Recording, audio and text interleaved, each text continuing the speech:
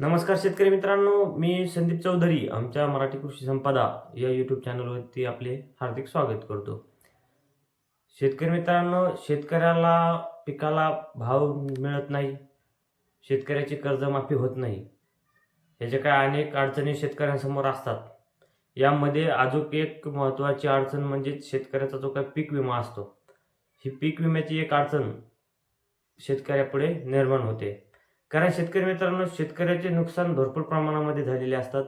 शेतकऱ्याने पीक विमा भरून देखील ज्या की मागील 2-4 वर्षापासून जो काही पीक विम्यामध्ये तफावत सुरू आहे, की शेतकऱ्याला पाहिजे तसा पीक विमा हा सरकारकडून दिला जात नाही किंवा कंपनीकडून शेतकऱ्याला हा पीक विमा दिला जात नाही.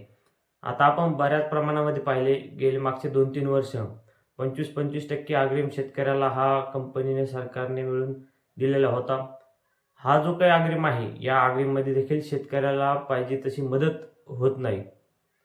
एक काळ होता की शेतकऱ्याला एक चांगल्या प्रमाणात वर्षाला पीक विमा भेटत होता. त्या पीक विम्यामुळे शेतकऱ्याला शेती करण्यास अचूक सोपे होत होते. शेतकऱ्याचे नुकसान जे काही झालेले आहे, हे भरून निघत होते. परंतु मागील काही वर्षापासून जो आहे, शेतकऱ्याला पीक विमा हा नाही या प्रमाणातच मिळत आहे.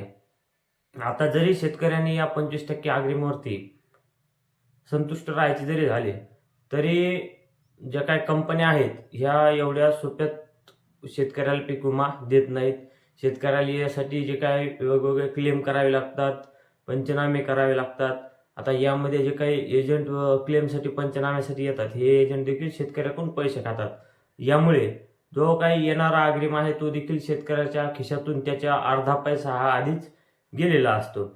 आता यामध्ये देखील पंचनामे करून हे करून क्लेम करून देखील शेतकऱ्याला काही जिल्ह्यामध्ये पीक विमा भेटत नाही.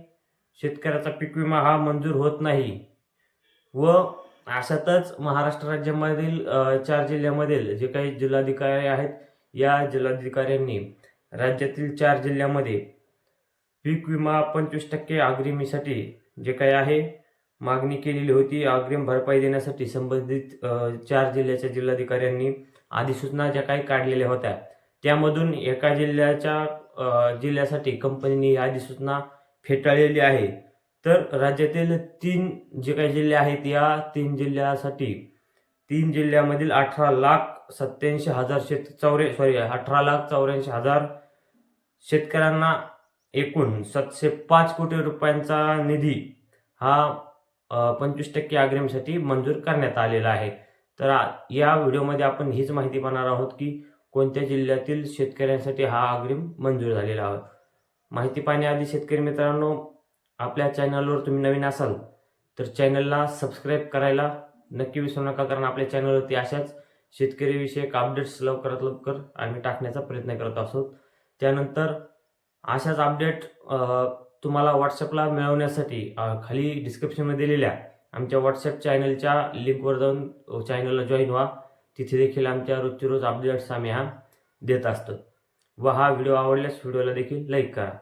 तर शेतकरी मित्रांनो, राज्यातील 4 जिल्ह्यांसाठी जिल्हाधिकाऱ्यांकडून संबंधित जिल्हाधिकाऱ्यांकडून अधिसूचना 25% अग्रिमसाठी काढण्यात आलेल्या होत्या.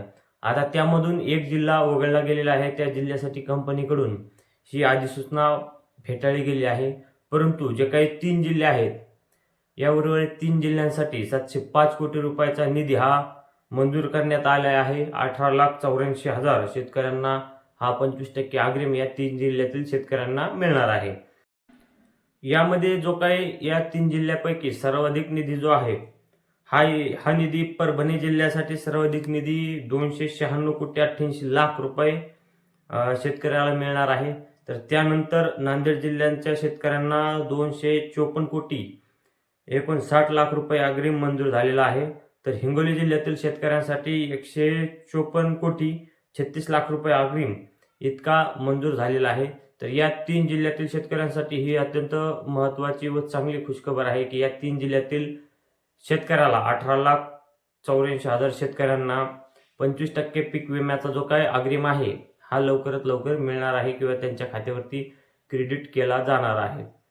आता जे काही उर्वरित राज्यातील जिल्हे आहेत, या जिल्ह्यातील पीक विम्याचा देखील काय होतंय याच्याकडे शेतकऱ्यांचे लक्ष लागून आहे. इतर जिल्ह्यातील शेतकऱ्यांना देखील पीक विमा शेतकऱ्यांच्या खात्यावरती जमा होण्याची आशा आहे. तर शेतकरी मित्रांनो, ही माहिती तुम्हाला कशी वाटली हे आम्हाला कमेंट बॉक्समध्ये कमेंट करून नक्की कळवा. त्यासोबतच हा व्हिडिओ तुम्हाला आवडला असल्यास व्हिडिओला लाईक व अशाच प्रकारच्या माहितीसाठी चॅनलला सबस्क्राईब करायला विसरू नका. धन्यवाद मित्रांनो.